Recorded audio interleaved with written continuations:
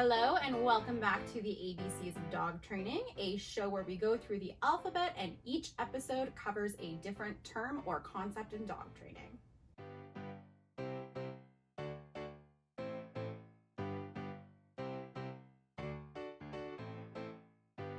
So last week we talked about counterconditioning, and that's going to come up again in just a little bit. So make sure you watch that video if you haven't already. Let's dive into desensitization and we'll circle back to counterconditioning.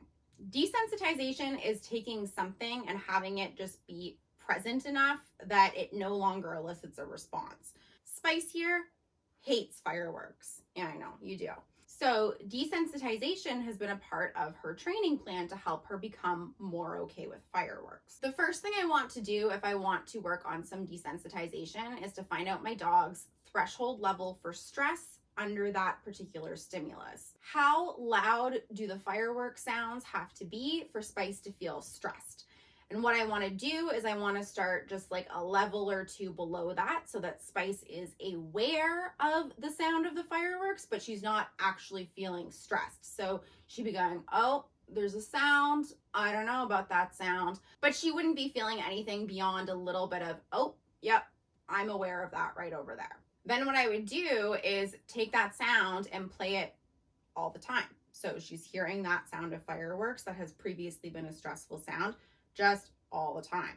I've had a lot of luck with doing this by going on YouTube and looking up things like fireworks sound effect, thunderstorm sound effect, dog barking sound effect. I swear almost every single sound that you could possibly think of, you could find a recording of on YouTube. And you can even find things that are like fireworks for 8 hours, which if your plan is to have the sound play all the time, bam, you've got it playing for 8 hours. That's just continuously through the day. For a while, my dog Zero was barking only specifically at the one neighbor's car pulling into the driveway and the door slamming. No other neighbor's cars, no other car doors slamming, just that car and that door. So I made a recording of that. I just asked my neighbor, hey, do you mind texting me when you're on your way home and what your ETA is so that I can be outside to record your car pulling into the driveway? I know that's weird, but it's for dog training purposes. I think he probably did think it was a little bit weird, but he had no problem with it and he let me know and I was able to make that recording.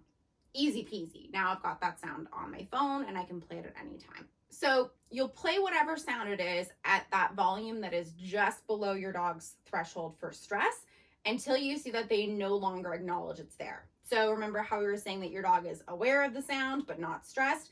Now we're going to wait until I go, that sounds on all the time. I don't care. And then you're going to turn the volume up just a teensy bit. Again, enough so that your dog is aware of it, but they're not feeling stressed. And basically, so on and so forth until you get the sound as loud as it could possibly go. What's important to keep in mind with this, though, is that the dog sets the pace. So I can't just decide, Spice should be fine with this volume. Let's turn it up a little bit more now. I instead have to observe her behavior and see that she's gone from alert and aware to completely unaware that there's anything even happening because it's become so mundane. So what would be even better than playing that sound at a low volume as my dog is getting used to it might be to start to play that sound at the volume just below the threshold for stress and then give my dog a stuffed Kong full of food to chew on while the sound is playing. So now not only is the sound playing for your dog to get used to, but it's also being paired with food. So it's getting that double whammy of desensitization and counterconditioning. Hopefully that all makes sense. If there's anything that you're confused about, let me know in the comments below and I can absolutely clear that up for you. Otherwise, that is it for this week. If you have not subscribed already, please do so. And if you liked this video just the teensiest bit, you can hit the like button. Otherwise, I will see you next week for the letter D. Carmen, you're blocking the camera.